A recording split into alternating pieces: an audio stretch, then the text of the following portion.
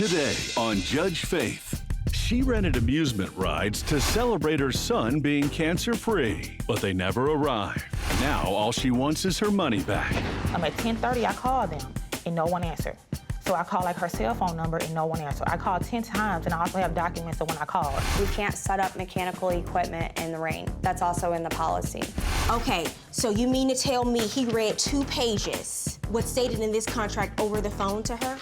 And later, she says she was helping her friend out by renting her room in her apartment. But her friend claims she never knew she was expected to pay full price. Initially, when she first came in, she didn't have all the money, but she she was dramatic and broke down crying, telling me she needs somewhere to stay. She could have easily said, Tiffany, I'm sorry, but I can't let you stay here. Like, friendship and conversation does not pay the bills. When you know the jig is up, when you know you've come into court and lied, this is the part where you stop lying. Plaintiff Shaquila McAdory says she rented rides from the defendant, Saturn Amusements, for her son's cancer-free party, and they never showed up. She's suing for a full refund. Defendant Kaisha Mann says she owes nothing because she offered the plaintiff a credit to reschedule the party, and it was not accepted. Remain seated and come to order. Court is now in session. The Honorable Judge Faith Jenkins presiding. Your Honor, we have McAdory versus Mann. Thank you, Barbara. Shaquila McAdory? Yes. You are suing the defendant, Kaisha Mann. You are an employee of Saturn Amusements? Yes, ma'am. You are suing her for $5,000 for a party, entertainment, rental refund, and also pain and suffering? Yes. Okay, why don't we start from the beginning? Tell me what's going on here. So basically, my son was diagnosed with leukemia. How old was your son when he was diagnosed? He was 3 years old when he was diagnosed. Okay. And we were told that he would have to be on chemo for 3 years. And so when we were done with all the medicines and surgeries, I wanted to throw him a big party. July 25th of 2014, he rang the bell at St. Louis Children's Hospital for being cancer-free. And how's he doing today? He's doing very good. Good, good. And you decide you're going to have a big party with family and friends to celebrate him being in remission? Yes. So this was a big event. How many people were coming? Over 100. Okay. And I found Saturn Amusements for the rides. You work for Saturn Amusements? Yes, But ma'am. you were not the owner of the company? No, that's Brian. They sent you as the representative? Yes. Okay. How long have you been employed there? For about 4 months. And what do you do? Answer the phones. So you're new. You're really new to the I company. am very new. Okay. All right. Did you ever speak to the defendant? Yes, I spoke to her last. Okay. Okay. So first you spoke to the owner, Brian. Yes. What was your conversation with him? It was basically about the different rides they offer, and we sat on 3 different rides, and he had told me that I would have to make a deposit that day. The deposit was for $682.42. What was the total price he quoted you? The total price that I paid them was $2,194.40. I also submitted pictures of the rides to the courts also. So. Okay, let me take a look at those. Okay. That is the adrenaline rush. Okay, and what is this, like a bouncing, one of those bouncing? Yes, it's like an obstacle course, and and it's also for adults. So we're gonna have fun with that one. Okay. That is the Dragonfly, and that's basically for the kids. It was a mechanical ride. Okay, so what was the issue? She changed the rides the day before the event. Her changing the rides required a new permit, and you're supposed to get the permits 30 days in advance. Was Miss McAdory presented with this contract? Not by me, no. This is a blank document. What do you mean it's blank? I mean, there's no signatures on this document. I understand that. That's the contract that she's brought into whenever she puts a deposit on the equipment. Do you know if anyone from your company presented this contract to her? I'm certain that Brian, as the owner of the company, went over everything that's on the contract.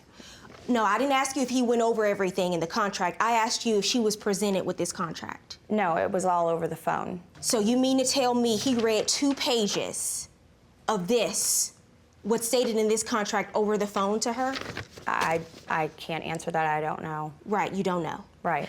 Okay, so she's not bound by an agreement that you can't prove she ever entered into. She didn't sign it. I don't know if she read it, and I certainly don't know if Brian explained 2 pages of provisions to her over the phone. It's a little ridiculous for you to even bring this into court and say this is a contract between the 2 of you. Why would you pay $3,000 for an event without knowing Because she's having an event for her contract? son who just is in remission for cancer, ma'am. That's why she's paying $3,000 for an event. Why are you in here and you don't even seem to know what's really going on with the company and the conversations they've had with the plaintiff? Why are you in here for that reason? She had one conversation with Brian and one conversation with Russell. Because that's what they told you. Right. Okay.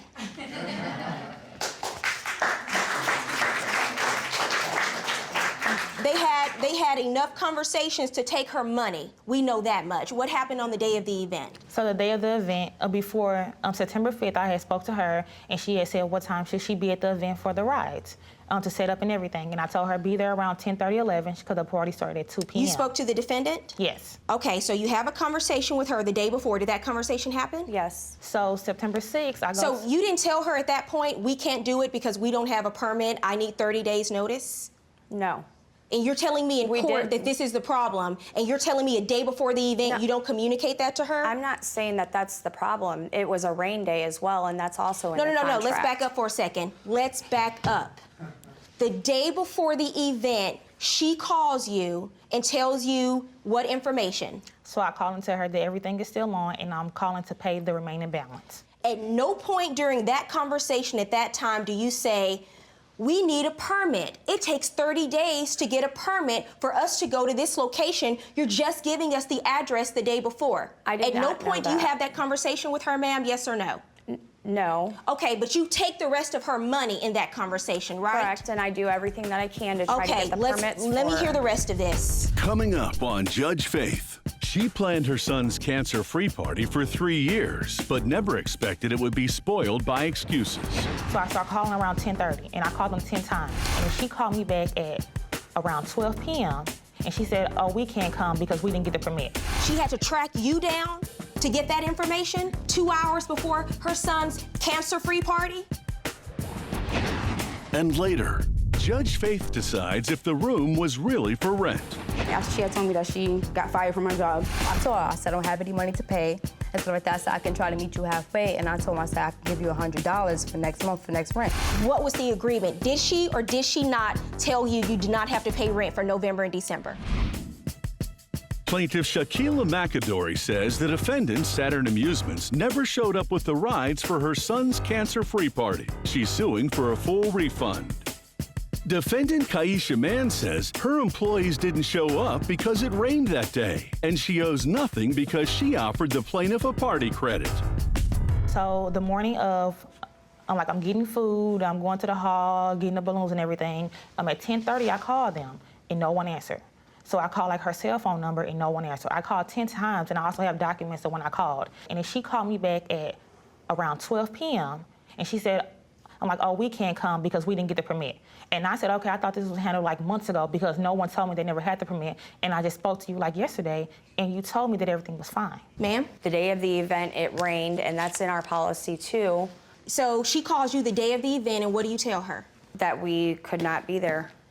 And you didn't call her to tell her that morning? No. She had to track you down to get that information 2 hours before her son's cancer-free party? We can't set up mechanical equipment in the rain.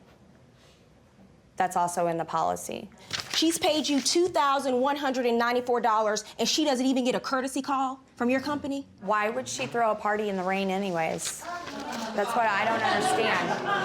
It's Let me tell you lightning and something. storming out, and you're gonna have a carnival.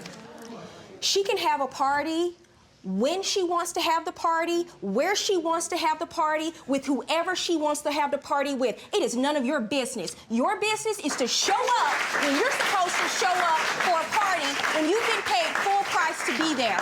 And at a minimum, as a courtesy, if you can't come for whatever reason, you pick up the phone and you call her and you tell her. This is what I want to know. Why are we here? Why has this woman had to sue your company to get a refund for the money she paid you for this party? Because we tried to reschedule the party, and she doesn't want to reschedule it. Listen, she doesn't want to work with you.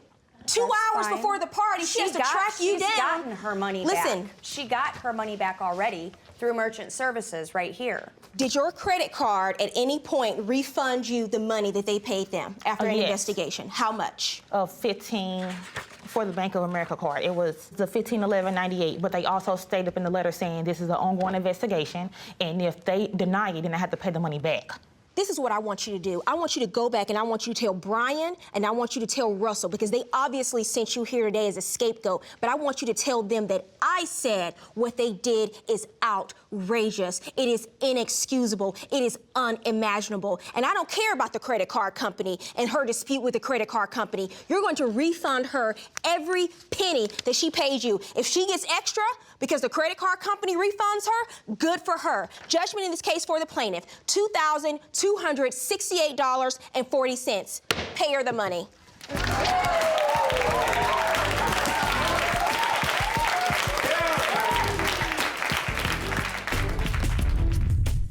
Plaintiff Shaquisha Underwood says the defendant rented a room in her apartment because her mom kicked her out and then failed to pay. She's suing for unpaid rent. Defendant Tiffany Oliveira says she lost her job and doesn't owe any money because the plaintiff agreed to let her stay rent-free. Shaquisha Underwood? Yes. You are suing the defendant Tiffany Oliveras for $800 for unpaid rent? Correct. Tell me what's going on here. How do you know Miss Oliveras? This time, last year, September, I was looking for a roommate, and a mutual friend of ours had introduced me to her. I had a 2-bedroom apartment in the Bronx, and How long have you been living in the apartment? I've lived there since I was 5 years old. Okay, so it was a place where you grew up. Right. Okay, and what month did she move in? October. She actually moved in like September 29th or something like that because she needed somewhere to go, like ASAP. So I said, sure, you can come. She came, she saw the room, and we agreed that she would give me $450 And did she give month. you $450? Initially, when she first came in, she didn't have all the money, but she whatever, she was like dramatic and broke down crying, telling me she needed somewhere to stay, really. Well, what was going on with you, ma'am? What happened was that I had got kicked out of my mother's house because we was going through a situation with her boyfriend, so she wanted him kicking me out, and I had nowhere to stay. So you move in, were there any issues? The first month went around, and she had ended up, I believe, getting fired. Or now I know she she quit her job. And November had come around, she had ended up giving me $100, I guess, to let me know that everything would be, like, she was like proactively working on getting me the money. She, after she had told me that she got fired from her job, and she also told me that she was going on job interviews, and she contacted me relatively, like, frequently. So she never paid you for November and December besides that $100? Correct. What about this trip to Vegas that you found out about? What's that about? After, yeah, it was around, like, I believe it was my birthday. My birthday is the week before Thanksgiving, and she just like up and disappeared. And I'm like, okay, like I was actually like worried about her because I was like, hey, like where are you? Like I haven't seen you in a while. And after everything Did you go to took Vegas? place, No. Why do you think she went to everything Vegas? took place, my mutual friend told me that she was in Vegas. Some dude flew her out to Vegas, and that's what she was in Vegas. She was going for a week because I asked her what happened, like where was she for a week, and she never had told me. She said it's a long story. I'm going to tell you because I contacted her. I said, hey, where are you? I'm worried about. Because she was just gone from the apartment for a week. Yep. Next on Judge Faith. Does it say my number on there? Because anybody can be tipping. Oh yeah, it's your number, sweetheart. It's your number. And it's your number, honey. And after we're not gonna that- play that game today. We're not gonna play that game today. It's your number. Plaintiff Shaquisha Underwood says the defendant took advantage of her kindness and never paid for the room she rented in her apartment. She's suing for unpaid rent. Defendant Tiffany Oliveira says she offered to pay a little money after she lost her job, but the plaintiff agreed to let her stay rent-free until she figured out her next step. Where were you? I was at my friend's house from Cali. She was the one that was like with me while I was going through my situation. So times where when I wasn't working, I would stay in Harlem. I would hang with her instead of coming home too late and all that stuff like that. I would just stay over there. And I wanted So what to happened to stay your over. job? Did you quit or were What you happened was fired? that I'm an asthmatic. So what happened was that when I was working, I kept catching asthma attacks. So I'm like, I cannot work here no more. So I had to stop. As soon as I stopped working, I told her, I said, Quay, I'm gonna be honest with you, I can't afford to pay rent no more because I'm not working anymore. So I said. You told her that when, in November? No, I told her this in like October when I stopped working, yeah. Like I told her, I said I don't have any money to pay and stuff like that. I said I can try to meet you halfway, and I told her, I said I can give you $100 for next month for next rent. Okay, but you say according to you, she said you don't have to pay any rent for Right. November. And so Right. you stayed there in November rent-free, basically, because she, felt sorry for you? Yeah, I don't know. or... My whole thing is that if, like, I told her what it was, and if she felt like if $100 wasn't enough and she wanted her $450, she could have easily said, Tiffany, I'm sorry, but I can't let you stay here. Like, friendship and conversation does not pay the bills and But stuff. she said, you're saying she never came to you and said, you need to pay the rent, this Yeah, money is no. due. What was the conversation like before you moved out about rent? or We wasn't anything? really, like, conversating because, like, when she was going, like, or even around Thanksgiving, she kept locking me out the house. What's the significance of you telling me that you were locked out at some point? I'm just telling you, like, the stuff that she was doing because of the fact that I guess I didn't pay her what she wanted and that we agreed on the $100. But I don't understand that, and so that doesn't make sense to me. You tell her I can't afford rent, and she says, oh, okay, well, you know, don't really worry about it. But then you're telling me she's locking you out because you're not paying rent. Which is it? It's not, it's No, one I or the said other. that, like, I'm saying that the stuff that she did because I'm thinking that maybe she's doing this because of the fact that I am staying here all for $100, so I'm thinking that she feel like some type of way about me still staying here instead of saying, Tiffany, I'm sorry, you can't stay here. Like, you need to pay $450 or get out. And I just felt like she didn't, like, she told me she accepted the agreement that we had, but then she still was, like, thinking, like, well, Because you're saying she never. never, ever approached you about paying rent. Right. And she let it all go, and she's just saying she you thinks get to she doesn't stay have to do there. anything. She wants to like live scot-free. You guys never had anything in writing. It was a verbal agreement, but I have some stuff. What do you have? Text messages. I will text messages from beginning to end. Oh, okay, well, let me see those. Am I gonna see something in these text messages that's different from what you told me in court No, today? I hope it's my number. You say you moved out in December, and you said in your answer that she never asked you for money and there was no communication. Tiffany, Yes. that is you, right? Yes. Okay. I wanted to know about the rent. You said for November and December it should be here by the 21st. You respond, yeah, I'm waiting for my check. They told me 2 or 3 weeks it should be here by Christmas or New Year's, one of them in between. Okay, cool.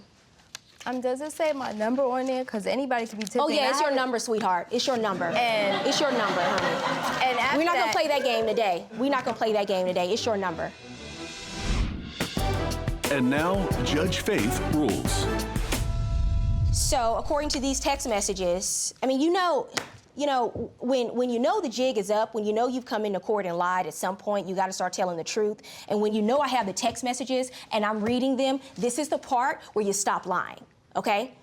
I asked you 3 times about the conversation you had with the plaintiff in regards to the rent. And you told me that she told you not to worry about the rent. And more importantly, you told me she never brought it up again. But that's before you knew she had the text messages. She saved all of your text messages, and she's asking you about the rent all over these messages. You left at the end of November, and she's still texting you in December about the rent. Your response isn't, I don't know what you're talking about. You told me I didn't have to pay rent. No, this is your response. I'm waiting for my check. They told me 2 to 3 weeks it should be here by Christmas or New Year's Eve. So I want you to explain to me, did she or did she not tell you you did not have to pay rent for November and December? Yeah, after I gave her the $100, that was it. No, she didn't. And No, after she that- didn't. She's asking you, she's text messaging you in December, asking you what's the deal for November and December rent. See, that's why I love text December- messages. I keep all my messages Yeah. because you December I never wasn't know there. when you're going to have to pull those messages back up because you have no other evidence. There's nothing in writing. December I I have wasn't at one her person's house. word against another. You can stop talking. This is done. You know, you probably went to Vegas too. So you probably went to Vegas too. So I hope you had a good time turning up in Vegas because it's time for you to turn over $800 you owe her in rent. Verdict for the plaintiff. She says it was a loan, but he says she forced him to take it. Now she wants her money back.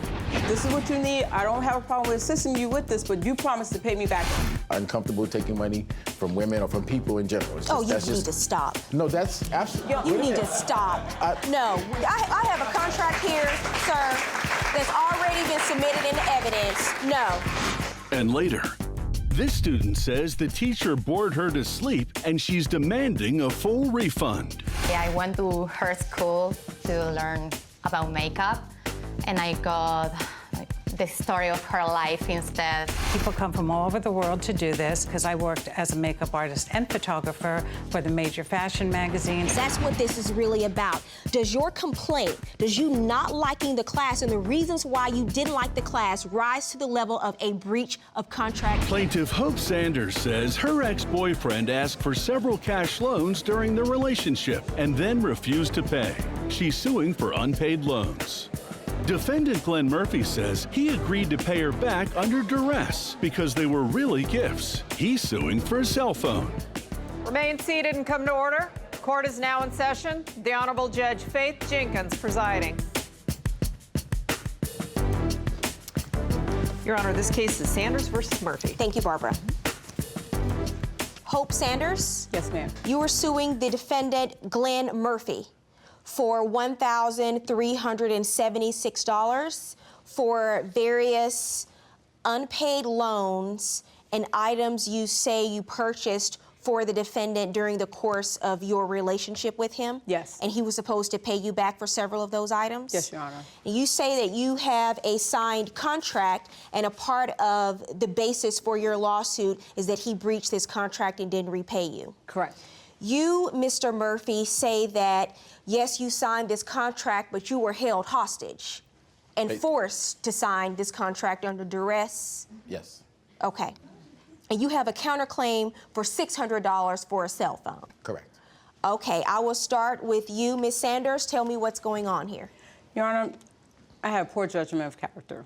I loaned money to this defendant, Glenn Murphy, with the promise that he would pay me back. Well, let's back up for a second. The two of you were in a relationship. I met Glenn May 2013 at a mutual friends party. We became friends, we exchanged telephone numbers. He was very persistent, he had a sense of humor, so I gave him my telephone number. Actually, I gave him 6 digits instead of 7, but he picked up on it, so I gave him the full correct telephone number at that particular time. When I met him, he was employed. As we remained in contact, he became unemployed. July 2013, he asked me to help him purchase this piece of equipment to help him do this job that he had. And what month did you meet? We met in May 2013. Okay, so 2 months later, it's the first time he says he needs some help financially? Okay. So I was employed, so it didn't hurt me to help him out with purchasing this piece of equipment to help him, because I figured if I help him get, some income, he could pay me back. So it made perfect sense to me. In July, I loaned him the second loan. Tell me about their relationship, because at this point you've only known him for a couple of months. What makes you so comfortable to start shelling out cash so soon to a man you barely know? Misjudgment of character. He was humorous. He came across like he was a trustworthy person. I had no reason to doubt him. He made me laugh a lot. We had a good time. It was a good, decent relationship in the beginning. So that means you take somebody out to dinner, not necessarily pay their bills, though? Correct. Okay, Correct. All right. What's going on here, sir? I'm kind of shocked what's coming out of her mouth right now, because I didn't expect any of that. First off, Really? The only thing that she said that I'll agree with is we met on May 24th, May 22nd or May 24th of 2013. And we did meet at a friend's party, but we became a couple. I won't do like her and say bad things about her character. Hope's a wonderful woman. She absolutely is. I had a lot of respect for her. There's a lot about her. You didn't pay me back my money, though. There was a lot about her that I liked, and something I look for in a woman, and so we, like I said, we connected. So we became a couple. And as far as loaning, I didn't ask Hope for money. Hope actually started offering money to me, and when the first time and you felt pressure to take it? The first time she offered to give or do anything for me, I told her straight up, I was like, Hope, I'm not taking this from you. I'm uncomfortable taking money from women or from people in general. You need to stop. No, that's absolutely. You need to stop. No, I have a contract here, sir, that's already been submitted into evidence. No. You already submitted the contract into evidence. You don't dispute that you signed this, right? I dispute how I signed it. Tell me about that. And even what's on the contract, because I've been trying to get this contract from her. I don't even know what's on that contract. Hold on a second. Listen, there's obviously more than just a friendship going on here. You can qualify it however you want to qualify it. There's more going on here. So now we get to the point to where you have this contract drawn up. Tell me about this contract, because you've spent now money on several things: $200 on a license, $50 on a DJ, $35 on Stacey Adams' shoes. My mother told me never buy a man shoes, too. You couldn't. I did it against my will. Why'd you buy the against shoes? your will. Because he needed them. He needed clothes to start his new job, so I was helping him because... But you're not his he was mother? down- That's true, but He's a grown man. So I figured, you know, he was down on his luck. He was unemployed. He was trying to get reestablished. He was looking for work. So he needed shoes and he needed clothes. So I said, okay, fine. This is what you need. I don't have a problem with assisting you with this, but you promised to pay me back. He said, yes, I promised to pay you back because I have a problem with accepting money from women. So I said, okay, no problem. Would you show that to Mr. Murphy? Is that your signature, sir? Your signature? Yep. But Okay, that's all I need to know. All I need to know. Coming up on Judge Faith, was Glenn a hostage or was Hope just holding on? she's upset because our relationship ended and she didn't want it to end. You're blocked, you're held down, your computer's taken, all of these things happen, but you continue to date the hostage taker for several more months. And later, the student and the teacher ask the judge to read the reviews. On Yelp, you have a really bad review. I would not have an A+ rating with the Better Business Bureau for all these years. When people don't like something, they're more likely to go on Yelp and make a complaint than a positive review. Plaintiff Hope Sanders says her ex-boyfriend signed a contract agreeing to pay back her loans. She's suing for unpaid loans. Defendant Glenn Murphy admits he signed her contract, but only because Hope held him hostage. He's suing for a cell phone.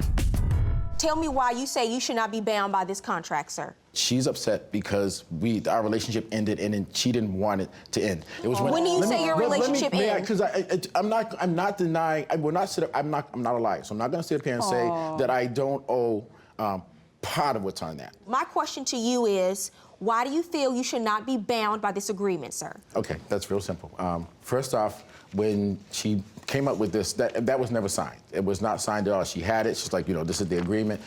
And this is going to sound great, but this is a fact. I'm a computer person. The fact that I don't have a computer, my laptop with me right now is like very uncomfortable. It's like my right arm.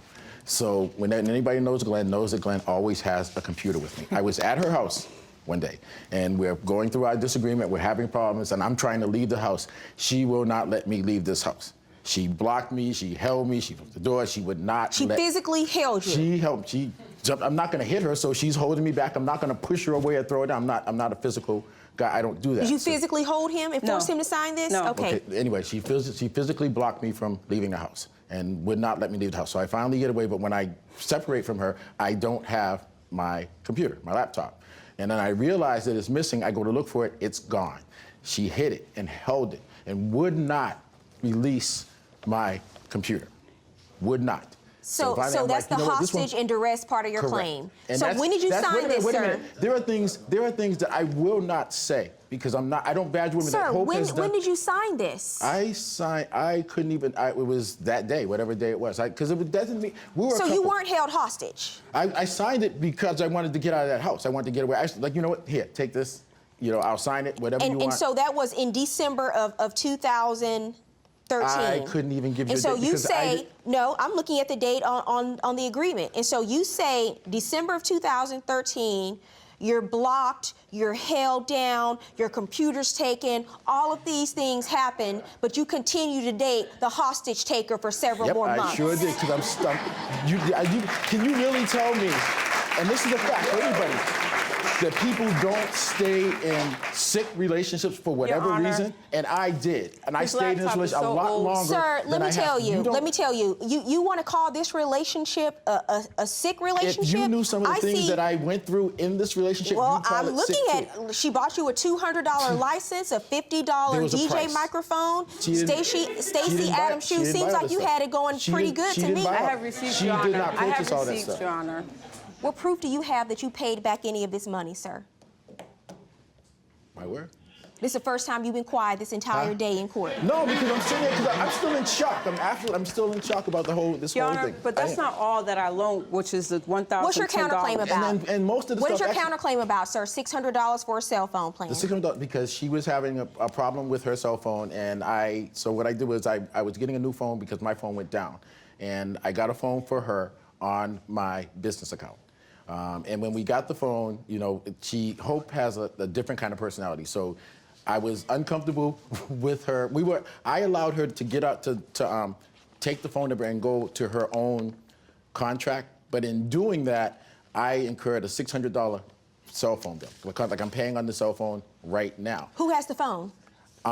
As far as, well, the phone is broken. That's the other thing. The phone, she broke the phone before I got the phone, and I still have the contract. And we had discussed Is that this. true? Your Honor, he took the phone from me after it broke. I didn't take the phone. And he took it, he erased the data from the phone. He didn't give me an opportunity to clean How can you sit off here my and lie information like off the this, phone. Hope? You know, you're supposed to be a church-going woman, and you really... He cleaned the phone from all my information. Okay, I'm done. I've heard enough. Your counterclaim is dismissed.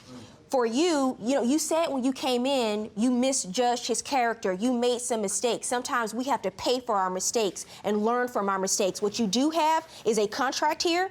I do not believe that he was held hostage and signed this contract under duress, ma'am. I'm going to order him to pay you back the full amount of this contract, $1,010 judgment for the plaintiff. Good luck. Thank you.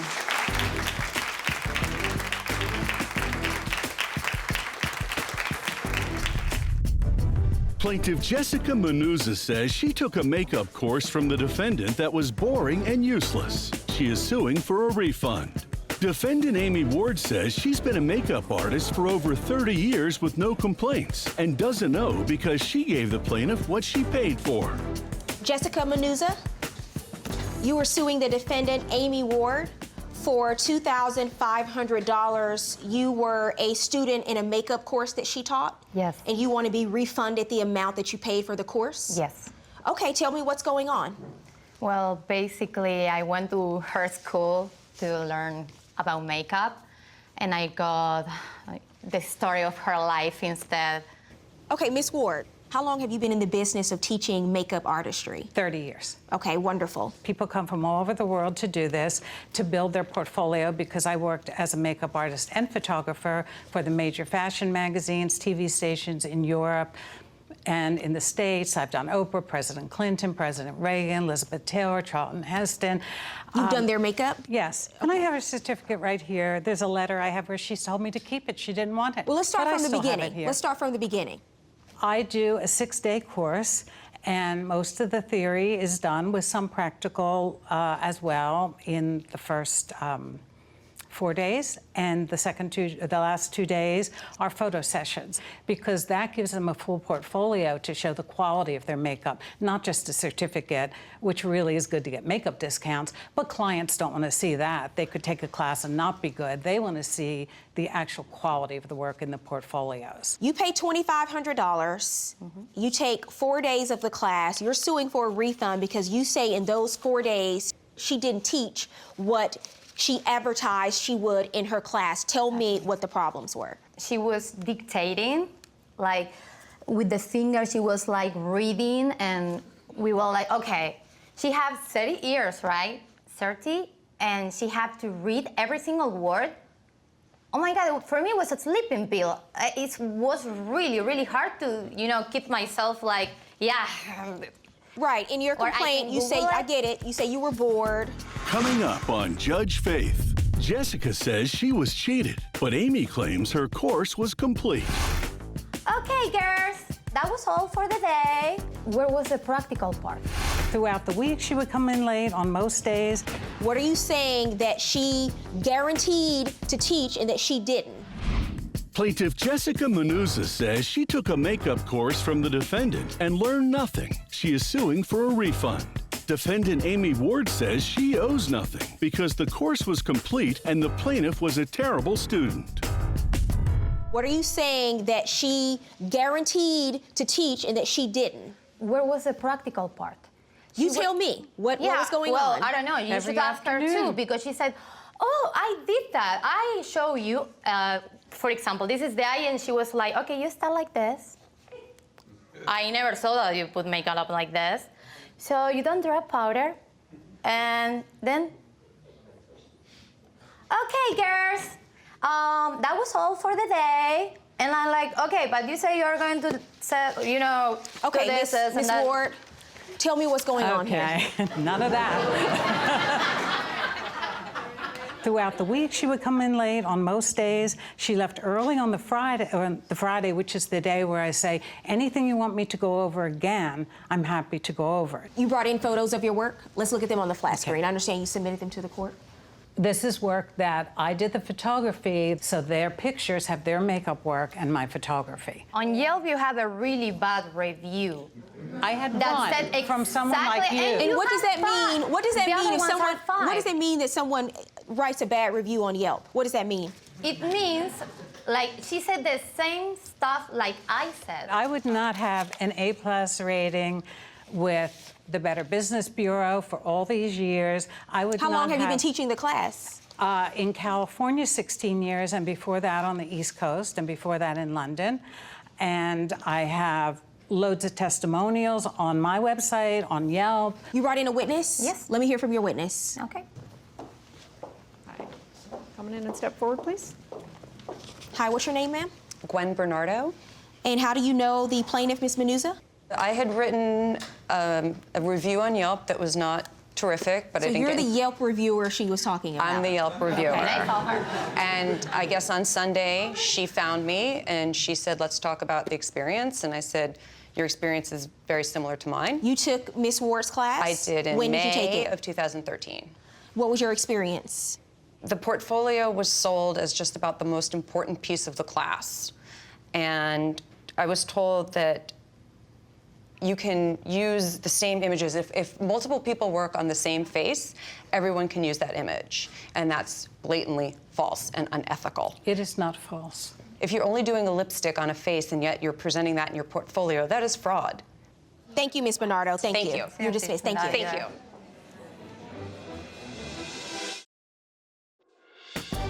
And now, Judge Faith rules. Okay, that witness really didn't help your case. You found the other Yelp reviewer. People write bad reviews on Yelp all the time. I actually looked at her Yelp account and I looked at the number of reviews she had. She had mostly positive reviews. I think that says something because when people don't like something, they're more likely to go on Yelp and make a complaint than a positive review. She had overwhelmingly positive reviews. You brought in the one person that wrote the bad review, and what she said does not help you prove your case.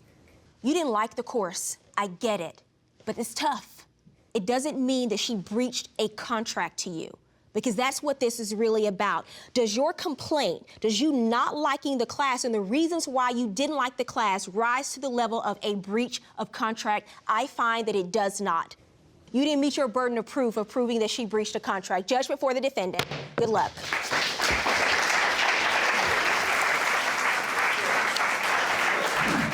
This tenant thought it was bad enough getting evicted.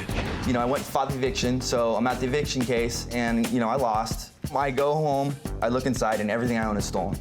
But the defendant says he caused his own problems. Policemen came over, they came into the house, they came into the kitchen, they looked in Mr. Rhodes' room, and they saw someone in his room doing drugs. When you have someone in a home selling heroin, they're going to be paranoid. And later, a friendship destroyed over a rental car mishap. So you were driving the rental car, Yes. and you hit your car, which your daughter was driving from behind. Yes. Okay, and that's what caused the damage? Yeah. I gave her the $280. I think the balance left was like $200. I was like, put that towards what I owe on the car. She never did that. Plaintiff Josh Rhodes is suing the manager of his former rental room for $14,900, the cost of stolen belongings and rent he says he is owed. Defendant John Scourge says he was forced to evict the former tenant and denies stealing his property. Remain seated and come to order. Court is now in session. The Honorable Judge Faith Jenkins presiding. Your Honor, this is Rhodes versus Scourge. Thank you, Barbara. Joshua Rhodes, Yes, Your Honor. you are suing the defendant, John Scourge, for $14,900. Correct. $9,900 for 18 months of rent you say you paid to him to rent an illegal apartment. Correct. And $5,000 for musical instruments you say he stole from you. Correct. Tell me what this case is about. Well, I was referred to the place where I was living by a friend and it was a garage. Well, you were living in a garage? Right. It was a garage at first, and I kind of turned it into a room. I figured I'd move in there, and then once the room became available, which we had talked about, I would move into the room. You own a home with a garage, and you rent out various rooms. Can you just explain to me how that works? I rent a room in the house myself, so I do not own the property. Okay. The garage was being rented out. He agreed to move in and moved into the garage. But he made an agreement with you, so are you managing this home? How does it work? I'm kind of collecting the rent and then paying the landlord. Okay, so how many rooms are rented to various people? 5 rooms. Okay, and how much did you agree to pay in rent? It was $550.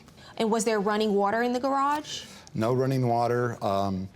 The initial rent was $500 a month is what he agreed to pay for, and he had complete access to the whole house, to the kitchen, to all the bathrooms, to all the facilities in the house. So there's no bathroom or kitchen or running water or anything like that? No, there's only one electrical outlet. You know, there was rodents at times. It was, you know, freezing cold. I have a 9-year-old daughter. You don't have heat, right? No, there was no heat. There was no heat. There was nothing in the garage. It was absolutely unbearable at times. So how long did you live there? I think it was over 18 months. It was a little over 18 months. Your Honor, if I can add something. As far as his living condition goes, he built a wall inside the garage, which he didn't ask to do. He just went ahead and did that.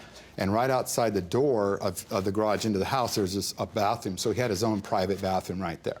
He has a private bathroom, but he has to go inside of the house to use it. He opens the door. It wasn't a private bathroom. It was a community bathroom. Everybody used the bathroom when they pleased. But you had access to the bathroom. Did you have a key or something like that? Actually, at one point, my 9-year-old daughter had to go to the bathroom outside because it was late one night. We couldn't get inside. I don't know why the doors were locked.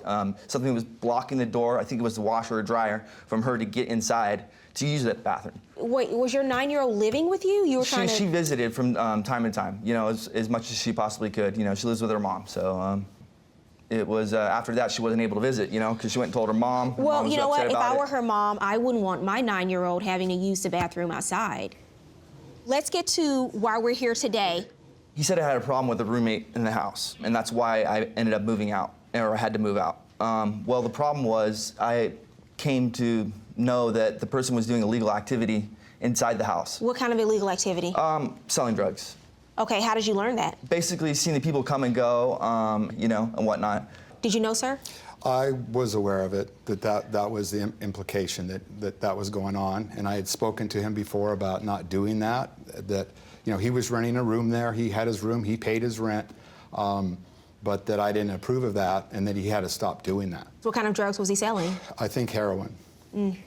So what did you do? You called the police? Well, no, actually, the person called the police, and the police came, and they arrested him. They found, you know, I guess $50,000 and, I don't know, a bunch of heroin, a gun, and they arrested him, and he left. And then Mr. Scourge had somebody else move in, I swear, not even an hour later. And you're upset because you thought that during this 18 months you were living in the garage, that at some point you were going to be upgraded to a room in the house. Yes, you know. And that didn't happen. Exactly what happened. And we had a conversation, and I told him I wanted to move to the room downstairs. He said to me that I made the garage kind of my own room, because I did fix it up. I painted it. I made it as nice as I possibly could. I put the wall up, you know, for my daughter, for me, you know, make it the best possible. And yeah, we had that conversation, and he said, oh, you made the garage your own. You should just stay in here. It's going to be too hard to rent out a garage opposed from a room. If I could say something, I never promised him a room. You never promised him a room in the house? Correct. He was happy living where he lived. He had a lot of items in the garage, tools. He collected things. He had a big room there. He had his TV, his musical instruments. He was happy. Did we not have that conversation? He was happy about me moving out. He was happy being in that room. He lived there for 18 months. What happened? How did he end up? You say in your answer that he was evicted. Right. Tell me about that. The incident he's referring to is when he got into a confrontation with this roommate. With the drug dealer? Correct. Okay. I don't want to say drug dealer. Let's say him he's a drug user, okay? It doesn't... Well, he's selling heroin. I mean, you can call it whatever you want to call it, but he's dealing drugs from inside of the home. Correct. And heroin. That's right.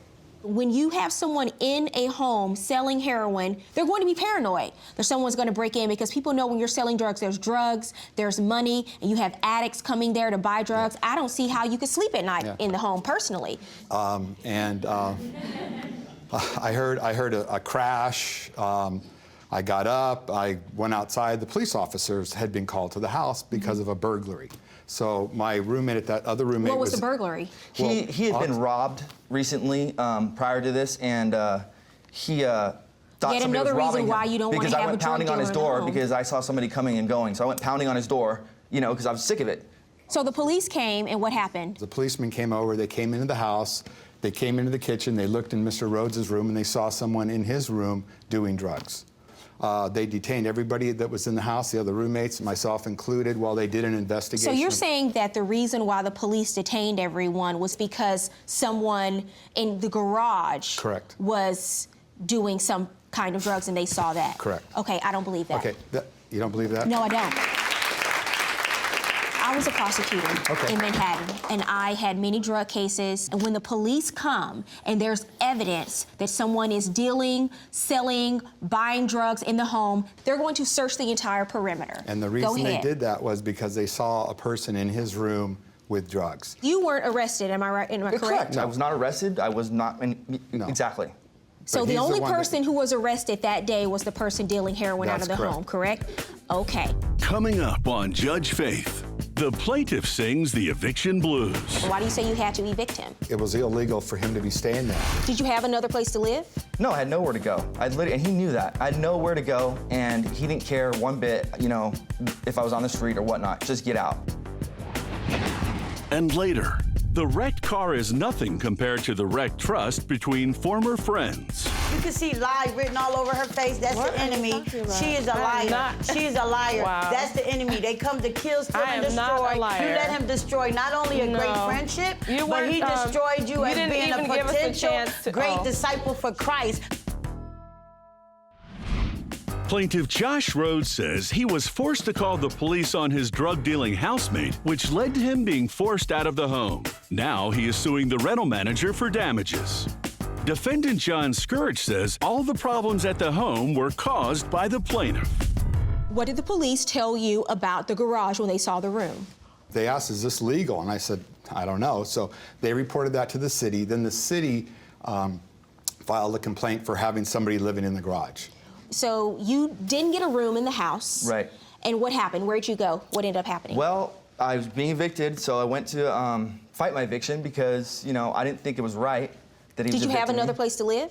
No, I had nowhere to go. And he knew that. I had nowhere to go, and he didn't care one bit, you know, if I was on the street or whatnot. Just get out. So where'd you go?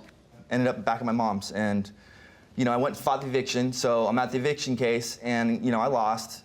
I go home, my door has been removed, and I look inside, and everything I own is stolen. My $600 amp, my $1,000 amp, my guitars, my mixer, was this while my you were going to court? $2,000 60-inch TV. Where were you? That's just while I was at the eviction case. Okay. And, Do you know anything about that? Absolutely nothing. Your Honor, I asked all the roommates if anybody saw anything being removed out of my room. None of them said they saw anything. But you're suing him for $5,000 Because I have a worth of- feeling that he just let it happen because it makes sense to me that, you know, he thinks that I owe money for back rent or something, or I screwed Why do him you over. think he owes money for back rent? Well, he stopped paying rent. He doesn't have to I pay stopped rent to paying live rent, in an exactly illegal. when I heard- You cannot collect rent on an illegal apartment. He was still staying at the house there. You're suing for 18 months of rent. You say you paid illegally to the defendant and $5,000 of musical instruments stolen. So here's the thing about the instruments. You said yourself you're not sure what happened or who took them.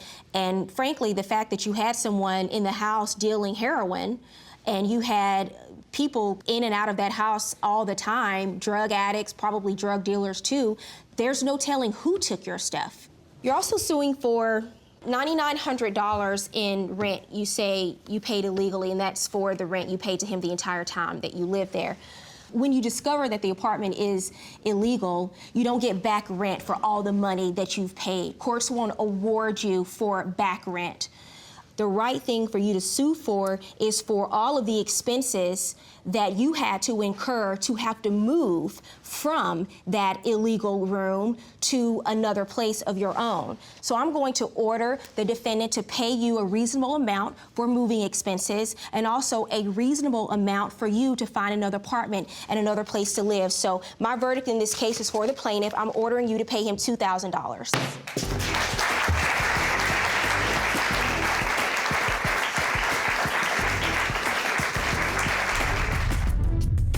Plaintiff Renee Wright says her former friend begged her to rent a car so she could see her sick mother and then wrecked it. She is suing for $4,015 in damages. Defendant Carrie Ann Armstrong says the plaintiff refused to purchase insurance for the car rental. She is countersuing for $203 for money owed on the rental. Renee Wright? Yes. You are suing the defendant, Carrie Ann Armstrong, for $4,500 damages to an unpaid car rental and also pain and suffering? Yes. And you are countersuing Ms. Armstrong for $203 for a balance owed to you based on a car rental? Yes. Okay, how do the two of you know each other? I met Carrie Ann like a year and a half ago. I do street ministry and with youth.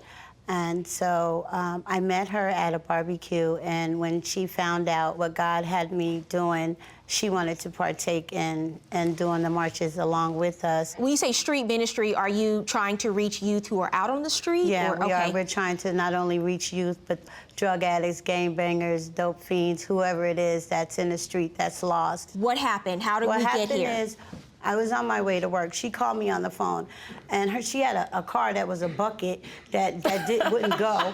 And she called me, and she says to me, Renee, my car is overheating. She said, my mom is sick. I said, don't worry about it. What is it that I can do? You want to use my truck? She says, well, I want to know if you would rent me a car. Is what she just described accurate in terms of the conversation? You asked her to rent a car for you? Yes, it so is. you can go see your mom? How far Yes. were you traveling? Like 40 miles. Okay. Yeah, so at first I said no, but then I cared about her so much, and I was so grateful that she was my friend. Her mom's sick. Let me look out for her. She doesn't. Excuse me, I'm still talking. See, rudeness. She's rude. She let her daughter drive the car. That's not true. Sitting here. You lying. rented a car on what day? Yeah, she tried to No, tow it her isn't. car You know with the that's rental not car. true, Renee. Ma'am. You can see lie written all over her face. That's What the are you enemy. talking about? She is a I am liar. not. She's a liar. Wow. That's the enemy. They come to kill, steal, I and am not a destroy. liar. Okay, You ma'am, played okay. into I am him, not a and you liar. let him destroy not only a great No. friendship, You but he weren't, destroyed you as didn't being a even give us a potential chance to- great disciple for Miss Christ. Rice, Miss what Jenkins. date? What date did you go and rent the car for the defendant? November 16th, 2013. How much did you pay for the car rental? Let me tell you about that story. Can you just tell me how much it was? Can you just tell me how much you paid? She didn't even have a bank card or enough money did. to get the rent-a-car. That's She not had to true. use my bank card. This woman I paid took for the it. rent-a-car with her Whatever. daughter, cracked That's it, not and it's true. $2,000 worth of damage to where she was a second driver. but and then now guess you're, what? suing Now I me can't for even rent. $4,000. Ma'am, hold on a second. Now I can't even rent from her to rent a car because of the situation. Coming up, it takes coming to court to hear those very important words. Why don't you take the opportunity now to apologize for what happened? Plaintiff Renee Wright says her former friend wrecked a rental car and won't pay. She's suing for damages. Defendant Carrie Ann Armstrong says the plaintiff refused to purchase insurance for the car rental. How much were the damages to the rental car? $2,125. Okay, what happened? How did you have the accident? Okay, what happened? My daughter was driving my car. It's an older model car. Miss Wright? I'm sorry. I hit her from the back.